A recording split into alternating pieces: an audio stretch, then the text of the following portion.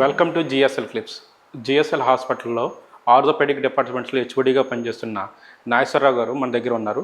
Robotic surgery విధానం గురించి, మోకాలు మార్పిడి ఏ రకంగా చేస్తారు అనే విధానం గురించి సార్ని అడిగి తెలుసుకుందాం. సార్ నమస్తే అండి. నమస్కారం అండి. డాక్టర్ గారు, రోబోటిక్తో మోకాలు సర్జరీ ఏ రకంగా చేస్తారు? సాధారణంగా మనకు కీళ్ళు అరిగినప్పుడు, ముఖ్యంగా మోకీలు అరిగినప్పుడు లాస్ట్ పర్మనెంట్ సొల్యూషన్ అంటూ ఉంటే అది కేవలం నీ జాయింట్ రీప్లేస్మెంట్, అంటే కీళ్ళ మార్పిడి అన్నమాట. ఇందులో ఏంటంటే సాధారణంగా మనము సాంప్రదాయ పద్ధతిలో మోకీలని మనము రీప్లేస్ చేస్తూ ఉంటాం. కానీ ఇప్పుడు అధునాతకంగా అప్డేట్ అవుతూ రోబో యొక్క సహాయం, ఇది వరకు జస్ట్ ఒక 5 సంవత్సరాల క్రితం కంప్యూటర్ నావిగేషన్తో ఏమన్నా ఎర్రర్స్ అంటూ ఉంటే, తప్పిదాలంటూ ఏమన్నా ఉంటే దాన్ని తగ్గించడానికి అని చెప్పేసి కంప్యూటర్ నావిగేషన్ అనేది వచ్చింది. ఇప్పుడు దాన్ని అప్డేట్ చేస్తూ రోబోని కూడా మనము ఆర్థోపెడిక్ శాస్త్రంలోకి ఆర్థోపెడిక్ శాస్త్ర విభాగంలో కూడా మనం దాన్ని అమర్చి రోబోల యొక్క సహాయంతో మోకీలు తుంటికీళ్ళ మార్పిడి రీప్లేస్మెంట్ సర్జరీస్ అంటూ చేస్తున్నాం అన్నమాట. ఇందులో ఏంటంటే మనము సాంప్రదాయ పద్ధతుల్లో పోలిస్తే ఇక్కడ మనకు ఎర్రర్స్ తగ్గించాలన్న ఉద్దేశంతో రోబో యొక్క సహాయాన్ని మనం తీసుకొని రీప్లేస్మెంట్ సర్జరీ చేస్తామన్నమాట. ఇప్పటి వరకు సాంప్రదాయక పద్ధతుల్లో సర్జరీలు చేశారు, ఈ మోకాలు మార్పిడి ఇటువంటివి. అవునండి. ఇప్పుడు రోబోటిక్ విధానం తీసుకుని వచ్చారు. అవునండి. దీనివల్ల పేషెంట్కి ఏమైనా ప్రయోజనాలు ఉన్నాయా? చాలా ఉన్నాయండి. ముఖ్యంగా ఏంటంటే ప్రెసిషన్ అండ్ యాక్యురసీ.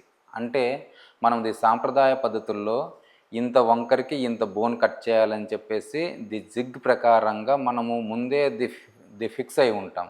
కానీ రోబోలో ఏంటంటే 3D ఇమేజింగ్ ద్వారా 1 డిగ్రీ అంత తేడాని కూడా స్పష్టంగా పసిగట్టి అంతవరకు మాత్రమే బోన్ని కట్ చేయాలి, అంత యాంగిల్లోనే మనము దాన్ని స్లైడ్తో కట్ చేయాలన్నది మనకు రోబో మనకు చూపిస్తుంది. మనము రోబో ఆమ్తో ఆ లెవెల్లో కూడా మనం కట్ చేయొచ్చు. సో దీంతో ఎక్స్ట్రా బోన్ కట్టింగ్ అనేది నివారించవచ్చు. డిసెక్షన్ పార్ట్ అన్నది చాలా తక్కువగా ఉంటుంది.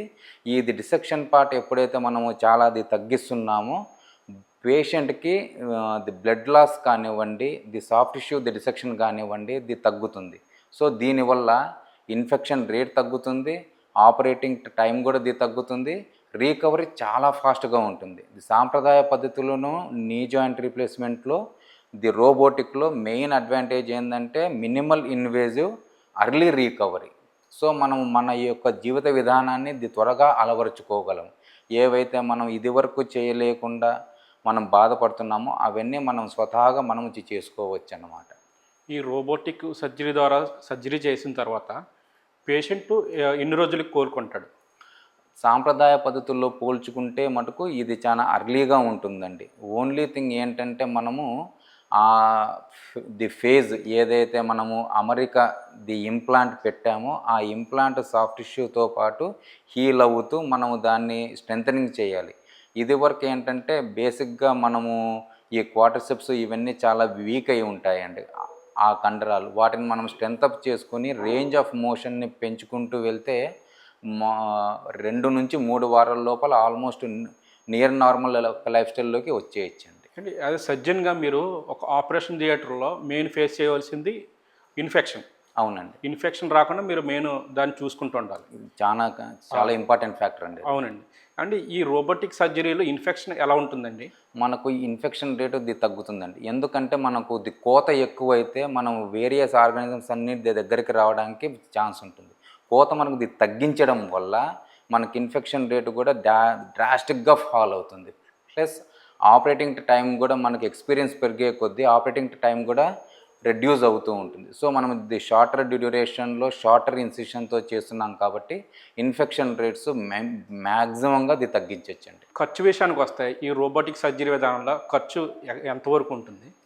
కాస్త ఎక్కువ ఉంటుందండి. ఎందువల్ల అంటే మనము కన్జ్యూమబుల్స్ ఎక్కువ ఉంటాయండి. ఇప్పుడు ఇలా మన రోబోటిక్ ఆర్మ్ ఉంటుంది, దీనికి ఒక కన్జ్యూమబుల్ ఉంటుంది, మనం వేసుకునే షీల్డ్స్ అండి అవి ఇవి, ప్లస్ ఎక్విప్మెంట్ కూడా చాలా డిప్రిషన్ బ్లేడ్స్ కూడా మనం ఎక్కువగా ఒకరికి వాడిన బ్లేడ్ మళ్ళీ ఇంకోసారి వాడడానికి ఉండదు. సో ఇవన్నీ పెరుగుతూ ఉంటాయి కాబట్టి మరీ అంత ఎక్కువ ఏం ఉండదు, కానీ ఒక 30,000-40,000 మామూలు రేటు కన్నా ఎక్కువ ఉంటుందండి. మ్యాక్సిమం 50,000 దాకా రమారమి. మనం వాడే ఇంప్లాంట్ బట్టి కూడా అండి. ఎందువల్లంటే సాధారణ మనం సాంప్రదాయ పద్ధతుల్లో వాడే ఇంప్లాంట్ వేరుగా ఉంటుందండి.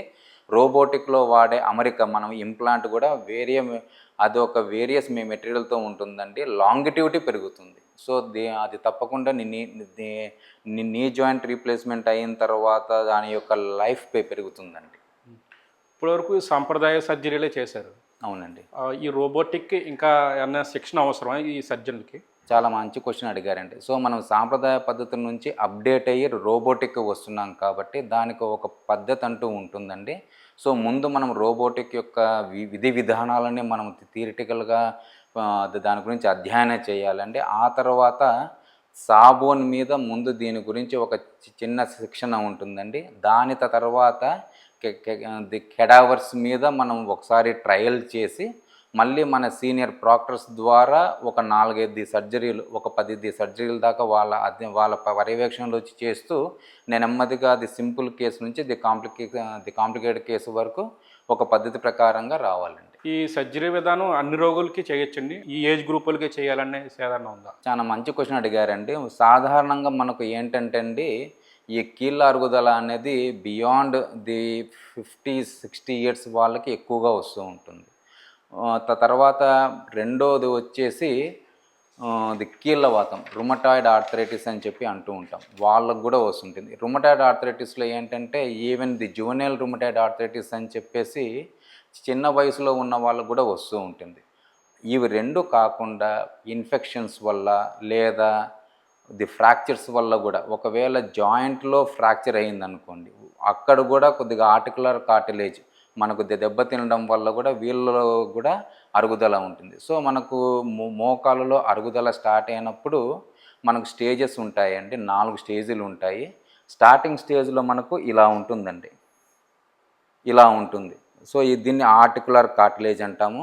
మన వాడుక భాషలో చెప్పాలంటే తొడుగు లాంటిది అనమాట. ఇది ఎంత స్మూత్గా ఉండాలంటే అంత స్మూత్గా ఉంటేనే మనకు ఈ మూమెంట్ ఫ్రీగా ఉంటుంది, ఎటువంటి పెయిన్ లేకుండా ఉంటుంది. మనకు అరుగుదల స్టార్ట్ అయినప్పుడు ఏమవుతుందంటే ముందు ఈ తొడుగు పల్చగయ్యి మనకు పగుళ్ళు వస్తాయండి. ఇలాగ అవుతుందన్నమాట. ఎప్పుడైతే ఇక్కడ డ్యామేజ్ అయిన తర్వాత లోపలున్న బోన్ బయటికి ఎక్స్పోజ్ అవుతుంది. ఈ బోను ఈ కిందున్న బోన్కు కూడా అటాచ్ అయ్యి రాపిడి వల్ల మనకు మోకాలు నొప్పులు వస్తాయి. ఇది ముఖ్యంగా కింద కూర్చొని పైకి లేచేటప్పుడు, మేము ఎట్లెక్కేటప్పుడు మనకి ఈ మూమెంట్ చాలా ఎక్కువగా ఉంటుందండి. ఇంకా లాస్ట్ స్టేజ్కి వచ్చే లోపల మనకు పూర్తిగా అరిగిపోతుందండి. లోపలున్న తొడుగు అంతా అరిగిపోయి లోపలున్న ఎముకంతా బయటకు వస్తూ ఉంటుంది. 2 వైపులా ఉంటుందండి. తొడ ఎముక యొక్క చివరి భాగము, తర్వాత కాలి ఎముక యొక్క పై భాగం, ఇవి 2. ఇప్పుడు ఇలాంటి చోట మనకు మోకాలు మడిచినా కానీ చాపినా కానీ విపరీతమైన బాధ ఉంటుంది. ఈ స్టేజ్లో మనకు మోకాలు మార్పిడి అవసరం. ఇందులో మనం చేసేది ఏంటంటే అరిగిపోయిన తొడుగంతా మనము చెక్కేసి ఈ విధంగా చెక్కేసి దానికి ఈ ఇంప్లాంట్ అమరుస్తాం అన్నమాట. ఇది తొడ ఎముకకండి, ఇది కాళ్ళ ఎముకకి. ఈ మధ్యలో పాలీ పెడతామన్నమాట. వీటి వల్ల మనకు మూమెంట్ స్మూత్గా ఉంటుంది. సో ఈ స్టేజ్ 4వ స్టేజ్లో మాత్రమే మనకు కీళ్ళ మార్పిడి అనేది అవసరం అండి. మీరు ప్రొఫెసర్గా ఉన్నారు, ఒక డిపార్ట్మెంట్కి ఆర్థోపెడిక్స్కి హెచ్ఓడిగా ఉన్నారు. ఇప్పటివరకు సాంప్రదాయిక పద్ధతిలో మోకాలు మార్పిడి అన్నారు, రోబోటిక్ సర్జరీ విధానం అన్నారు. అవునండి. మీరు దేనికి ఓటేస్తారు? ఇప్పుడు మనము ఒకటైతే నేను నేర్చుకోవాలండి. మనకు ది సొసైటీలో అప్డేట్ అవ్వకపోతే అవుట్డేట్ అయిపోతామండి. ఓకే. సో అదే పాలసీ ఈవెన్ మన ది ఆర్థోపెడిక్ శస్త్రచికిత్స విభాగంలో కూడా కొత్త పద్ధతులన్నీ మనకు ఆవిర్భవిస్తున్నాయంటే పాత పద్ధతుల్లో జరిగే కొన్ని లోపాలని సవరించి పేషెంట్కి ఎంత త్వరగా అయితే అంత త్వరగా వీలుగా ఉండడానికి వాళ్ళ ది డే టు డే యాక్టివిటీస్లోకి మళ్ళీ వాళ్ళు చేసుకోవడానికని చెప్పి రూపొందించినవే. కాబట్టి నీ జాయింట్ రీప్లేస్మెంట్లో పేషెంట్ అఫోర్డబిలిటీ కింద బాగుండనట్లయితే నేనైతే రోబోకే వెళ్ళమని ఇది చెప్తానండి. ఎందువల్ల అంటే షార్టర్ హాస్పిటల్ స్టే, తర్వాత highest the precision, accuracy to the core, ఆ తర్వాత with minimal complications, earlier recovery. ఈ 5 అడ్వాంటేజెస్ ఉన్నప్పుడు ఆబ్వియస్గా ఎవరైనా కానీ రోబోటిక్కే మొగ్గు చూపుతారండి. పేషెంట్ ఒక కన్ఫ్యూజన్ స్టేజ్లో ఉంటాడు పేషెంట్. ఇది చేయించుకోవాలా, అది చేయించుకోవాలా అని. మీ దగ్గరికి వస్తారు. మీరు ఎలా మోటివేట్ చేస్తారు ఆ పేషెంట్ని? 2 పద్ధతులు ఎక్స్‌ప్లెయిన్ చేస్తానండి. వీటి యొక్క లాభాలు, నష్టాలు, వాటి యొక్క లాభాలు, నష్టాలు ఇది చెప్పేసి, ఒకవేళ వాళ్ళకి గిన అఫోర్డబిలిటీ స్టేటస్ ఉన్నట్లయితే మటుకు దీని యొక్క లాంగిటివిటీ ఇవన్నీ పరిగణలోకి తీసుకొని ఈ ఇంప్లాంట్ యొక్క డిజైన్ కానివ్వండి, మెటీరియల్ కానివ్వండి, వీటినన్నిటినీ మీరు కన్సిడర్ చేసి పేషెంట్ని వీలైనంత వరకు అర్థం చేసి ఉన్న అనుమానాలన్నీ వీలైనంత వరకు ఎక్స్ప్లెయిన్ చేసి క్లియర్ చేసిన తర్వాత పేషెంట్ అటెండర్ని ఇన్వాల్వ్ చేసి వాళ్ళు దేనికి మొగ్గు చూపితే అదే అండి. లేటెస్ట్ ఎక్విప్మెంట్ ఇది ఎన్నో జనరేషన్ అండి ఇది? ఇది లేటెస్ట్ అండి, ఇది 4th జనరేషన్. ఇది 4th జనరేషన్ ఇది. ఇంకా ఫ్యూచర్లో ఏదన్నా ఇంకా మార్పులు చెందే అవకాశాలు ఇది డెఫినెట్గా ఉంటాయండి. ఇప్పుడు నేను నెక్స్ట్ ఏంటంటే మన వేలి ముద్ర ఎలా మనకు యునీకో ప్రతి ఒక్క మోకాలు వాళ్ళకి యునీక్ అండి. ఇద్దరి మోకాలు ఒకేలాగా ఉండవు. కాబట్టి పేషెంట్ స్పెసిఫిక్గా కస్టమైజ్డ్ ఇంప్లాంట్ల కింద వస్తాయి. మనకున్న డిఫార్మిటీస్ కూడా పేషెంట్కి ఒకరికి 5 డిగ్రీలు ఉంటుంది, ఒకరికి 4 డిగ్రీలు ఉంటుంది. మనం సాంప్రదాయ పద్ధతుల్లో అందరికీ 5 డిగ్రీలే పెడుతూ ఉంటాం. కానీ ఇక్కడికి వచ్చే లోపల 4 డిగ్రీలు ఉంటే 4 డిగ్రీలే పెట్టేసి ఆ 1 డిగ్రీలో వచ్చే బయోమెకానిక్స్ మార్పు వల్ల పేషెంట్కి ఈజీనెస్ పెరుగుతుందండి. ఆయన ఒరిజినల్ స్టేటస్కి ఆయనకు మళ్ళీ పొందగలుగుతారు. సో ఆర్టిఫిషియల్ ఇంటెలిజెన్స్ కూడా ఇందులో అమరిస్తే మటుకు డెఫినెట్గా ఇది ఇంకా న్యూ హైట్స్కి వెళ్ళిపోతుంది. ముఖ్యంగా కస్టమైజ్డ్ ఇంప్లాంట్ అయితే ఫ్యూచర్లో రాబోతుందండి. పేషెంట్కి ఒక డౌట్ అయితే ఉందండి. ఈ రోబోటిక్ సర్జరీలో రోబోటే ఉంటుంది, డాక్టర్ దగ్గర ఉండరేమో అనేసి ఒక అపోహ ఉంది. దానికి మీరు ఏం చెప్తారు? రోబో యొక్క సహాయం తీసుకుంటామండి. ఇప్పుడు రోబో ఏంటంటే రోబోకి ఈ పని చెయ్యమని ఆదేశాలు ఇచ్చేది మనం. కాబట్టి మనము ఏవైతే ఆదేశాలు ఇస్తామో పేషెంట్ యొక్క జియోమెట్రీ, ఆ యొక్క డిఫార్మిటీ యొక్క కాన్ఫిగరేషన్ మనము యాక్యురేట్గా మనము రోబోలోకి మనము రిజిస్టర్ చేయాలి. అప్పుడు రోబో దాని ప్రకారంగా ఇంత కట్ చేయాలని చెప్పి తను నిర్దేశించి రోబో యొక్క ఆర్మ్ని మనము తీసుకొని చేస్తాం. కాబట్టి it is hand in hand అండి. రోబో యొక్క సహాయంతో సర్జన్ చేస్తాడు తప్పనిస్తే నేనెక్కడో కాఫీ తాగుతూ రోబోని చేయమని ఆదేశాలు ఇచ్చేదంటే కాదు.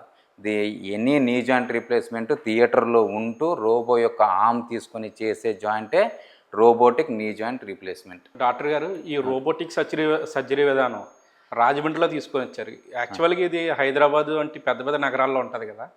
అసలు మీ మోటివ్ ఏంటండి?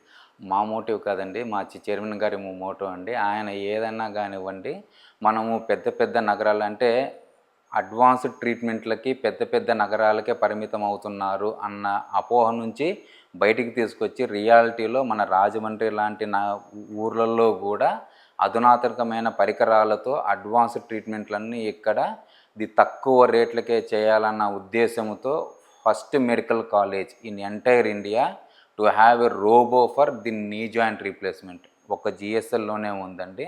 అది మా చైర్మన్ గారు ఏంటంటే సాధారణ పేషెంట్స్ ఎవరైతే అఫోర్డబుల్గా ఉంటారో మినిమం ప్రైస్తో మనం చేయాలన్న ఉద్దేశంతో లేటెస్ట్ టెక్నాలజీతో అప్డేట్ అయిన రోబోని వెలీస్ కంపెనీ వాళ్ళతో మాట్లాడి వాళ్ళ దగ్గర నుంచి ఇక్కడ మనకు తీసుకొని వచ్చి మన రాజమండ్రి ప్రజల్లో ఎవరైతే మోకాళ్ళ నొప్పులు అరుగుదలతో బాధపడుతున్నారో వాళ్ళకి మేలు చేయాలన్న ఉద్దేశంతో ఇక్కడ తీసుకొచ్చారండి. సో ఇక మీదట మనము పెద్ద పెద్ద ట్రీట్మెంట్లకి పెద్ద నగరాలకు వెళ్ళాల్సిన అవసరం లేదండి. రాజమండ్రిలో మన ఊరిలోనే మనం అన్నీ చేసుకోవచ్చండి. ఓకే అండి. నాగేశ్వరరావు గారు సాంప్రదాయిక సర్జరీ గురించి చెప్పారు, రోబోటిక్ సర్జరీ గురించి కూడా చాలా చక్కగా చెప్పారండి. నమస్కారం. నమస్కారం అండి.